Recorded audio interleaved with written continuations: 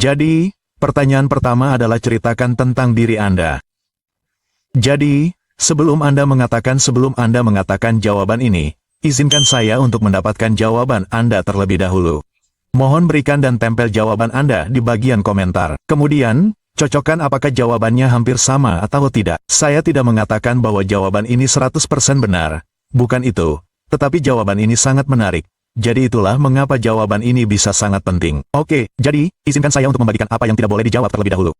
Oke, jadi katakanlah, saat memberikan pengantar, katakanlah Anda telah menceritakan banyak detail tentang latar belakang keluarga Anda, hal-hal yang tidak berhubungan dengan pekerjaan Anda.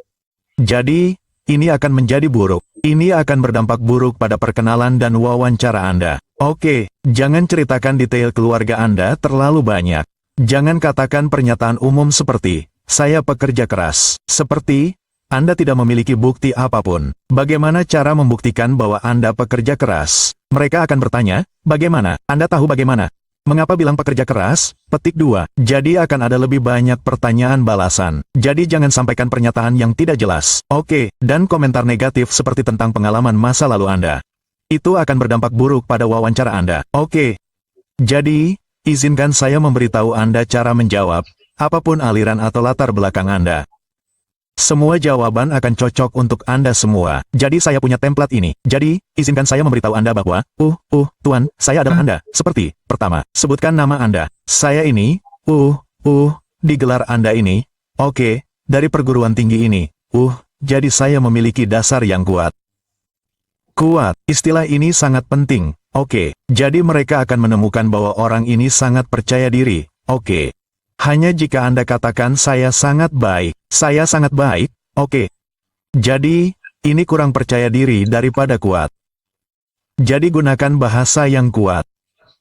Saya memiliki dasar yang kuat dalam keterampilan ini seperti pengembangan web dan ini oke, dan saya telah mengerjakan proyek seperti ini. Jadi, ceritakan proyek yang sangat relevan. Misalnya, jika Anda punya 2 proyek, ceritakan satu yang relevan di wawancara. Misalnya, jika Anda terpilih untuk Ninja, ceritakan apa saja. Tetapi jika Anda terpilih untuk Prime, ceritakan Prime.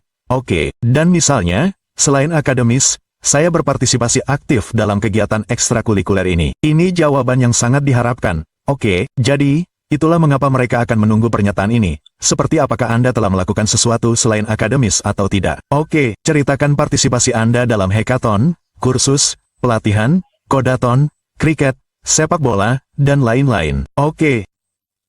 Saya sangat antusias dengan kesempatan bekerja di DCS, perusahaan inovatif berdampak global, tempat saya berkontribusi dan berkembang.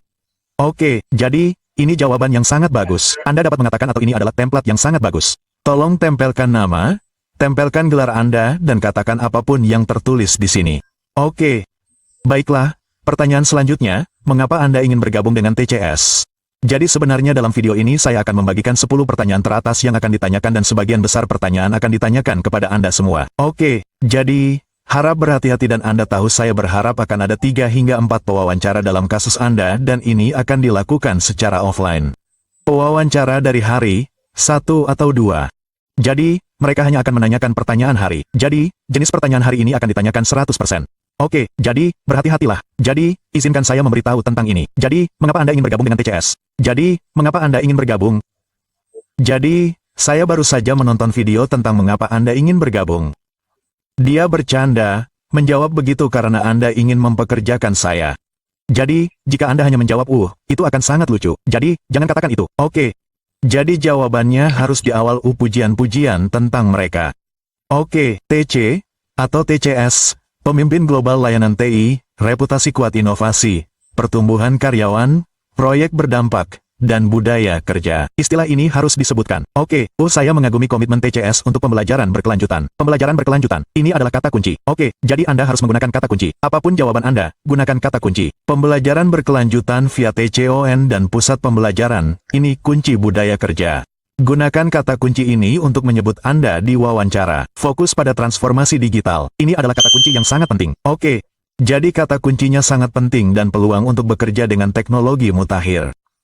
Kata kunci ini tepat sasaran dengan aspirasi karir saya. Saya melihat TCS sebagai tempat di mana saya dapat meningkatkan keterampilan saya. Meningkatkan keterampilan saya. Ini adalah kata kunci yang harus Anda gunakan. Oke, jadi saya harap Anda mengerti. Jadi izinkan saya memberitahu apa yang tidak boleh dijawab dalam kasus ini. Oke, jadi mengapa kita ingin bergabung dengan TCS?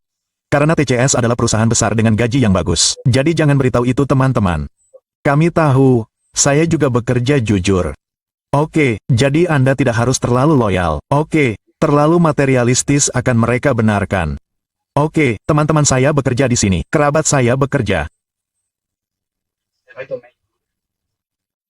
Sebagai, jangan beritahu ini. Teman-teman saya bekerja di sini. Jangan beritahu ini. Jadi, ini menunjukkan bahwa, seperti, kurangnya motivasi pribadi. Oke, jadi, saya hanya butuh pekerjaan. Jika Anda hanya memberitahu, saya hanya butuh pekerjaan. Itu sebabnya tidak ada alasan lain. Tidak ada gairah untuk perusahaan ini. Jadi, Anda harus memberitahu. Saya sudah menunggu sangat lama untuk perusahaan ini. Jadi, dengan cara ini Anda harus memberitahu, bukan? Jadi, ya, jadi ini yang harus Anda sangat hati-hati. Jadi, pertanyaan selanjutnya bisa seperti ini, apa kekuatan dan kelemahan Anda? Jadi teman-teman, ini semua pertanyaan SDM, bukan? Jadi Anda ingin pertanyaan teknis, Anda ingin pertanyaan pengkodean, pertanyaan SDM, semua pertanyaan SDM dan juga Anda ingin pertanyaan manajerial, semuanya, benar. Jadi juga pertanyaan teka-teki. Jadi jika Anda menginginkan semua ini sekarang, kunjungi saja topman.io/tech-f. Di sana Anda akan menemukan seperti ini akan ditemukan bahwa TCS NKT persiapan wawancara lengkap 2025 hingga 2026. Jadi pecahkan wawancara dan miliki ini di sini. Anda akan mendapatkan semua hal yang Anda inginkan. Oke, dan untuk Primerol, untuk Ninja, untuk digital, semuanya akan sangat membantu bagi Anda. Oke, jadi, silakan kunjungi dan miliki ini. Oke, jadi, saya harap Anda akan melakukannya. Sekarang, pertanyaannya adalah apa kekuatan dan kelemahan Anda? Jadi, seperti sangat jujur. Saya lupa ketika saya memberikan wawancara bahwa apa kelemahan saya, apa kekuatan saya. Saya lupa, padahal ingat, tapi lupa lagi.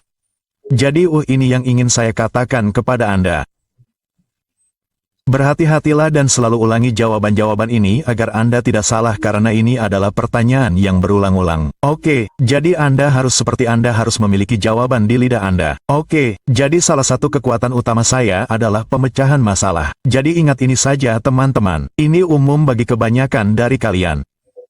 Kekuatan utama saya adalah memecahkan masalah. Menyelesaikan masalah rumit dan menemukan solusi efisien adalah keahlian saya. Terbukti dalam proyek akademis. Saya juga seorang pembelajar yang cepat. Jadi pembelajar cepat juga sangat cepat seperti umum sebagian besar dari kalian adalah pembelajar cepat. Oke, jadi saya pembelajar yang sangat cepat beradaptasi dengan teknologi baru dengan cepat. Jadi ini yang mereka inginkan. Oke, dan untuk kelemahan jangan katakan bahwa saya sangat malas. Saya sangat buruk dalam berkomunikasi.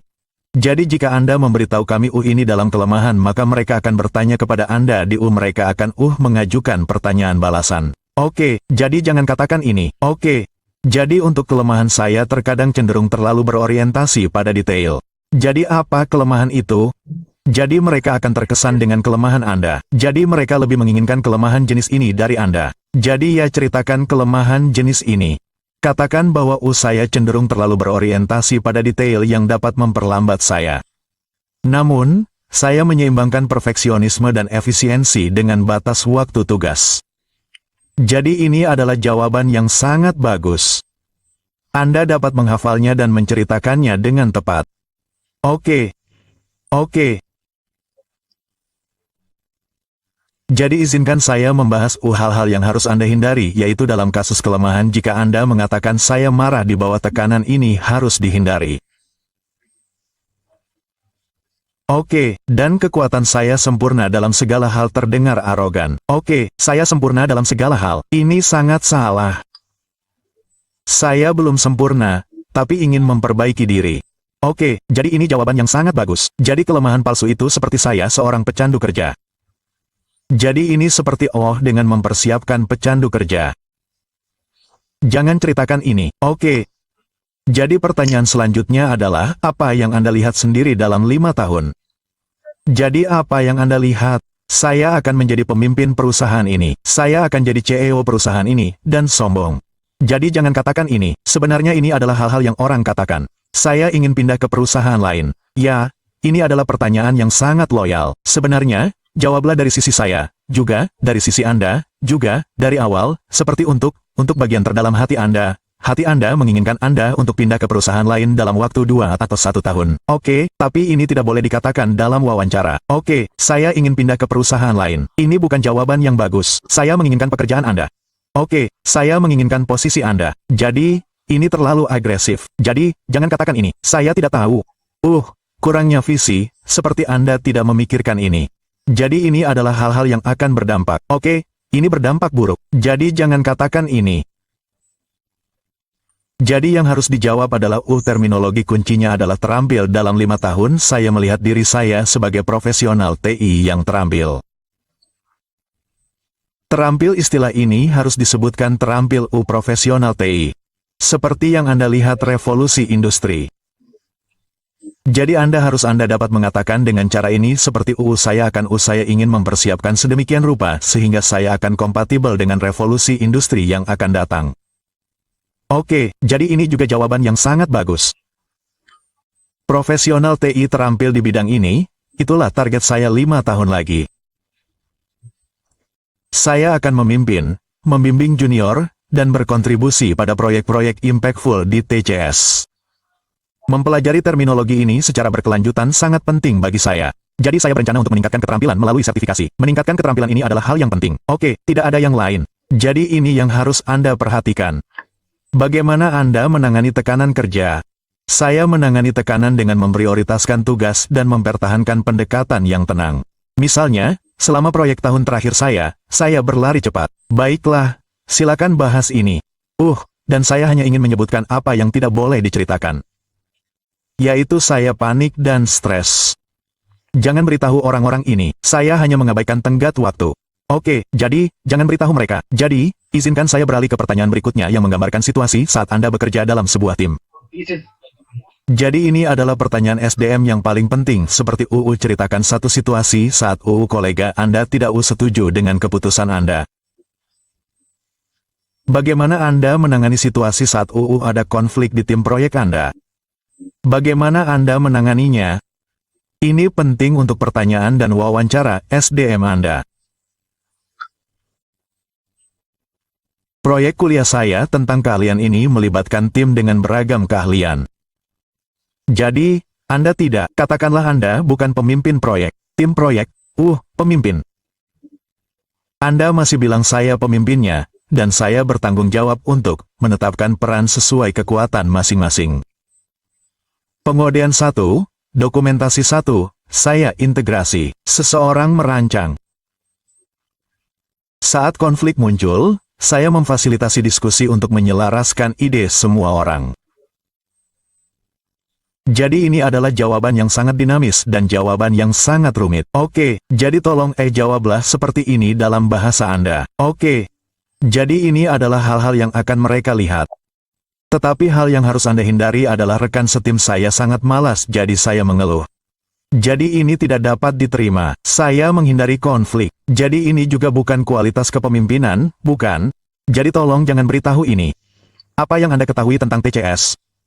Jadi teman-teman sebenarnya saya pikir ini terlalu banyak tentang ini. Jadi saya hanya akan menunjukkan pertanyaan-pertanyaan ini. Silakan bahas ini. Oke. Kenapa tertarik TCS? Apa yang Anda tahu? Jadi memiliki pemahaman yang sangat baik tentang TCS. Jadi, berapa banyak perusahaan dan negara yang mereka operasikan, dan proyek apa saja yang telah mereka ambil alih? Juga, apa saja klien yang saat ini dimiliki oleh TCS?